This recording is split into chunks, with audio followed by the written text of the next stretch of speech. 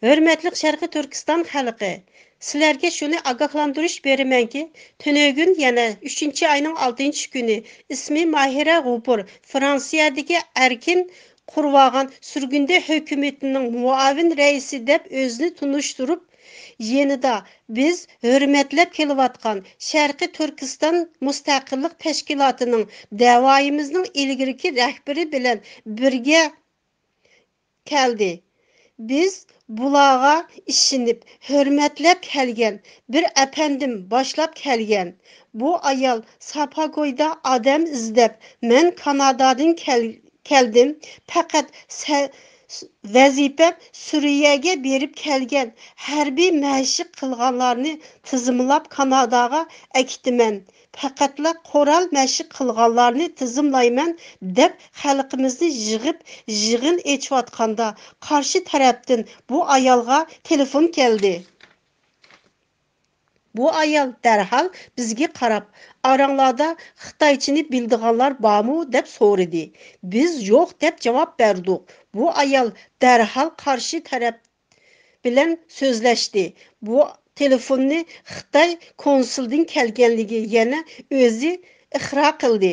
Bu ayol qarshi tarafga men tizimlayapman, meni aldiratmanglar. İş tugisa men tizimlikni darhol yo'llayman deb qarshi tarafdagi Xitoyga shundoq javob berdi. Shu vaqtida aramizdagi Xitoychini bildigan bir qarindoshimiz darhol bu ayoldan "Nereden kelgen telefon bu?" deb so'radi. Bu ayol tap tatmasdan Xitoy konsuldan deb javob berdi. Bu ayol yana mendin tola gap so'rmanglar, qon besmim o'rlab qoldi deb qo'ydi. Bugun atigan yana bu ayol tap tatmasdan yani keldi Safagoyga. Tizimlashni boshlaganda aramizdagi bir qarindoshimiz o'tirg'i chiqib, bu xotinga ishonmanglar, qarindoshlar deb ogohlantirish berdi.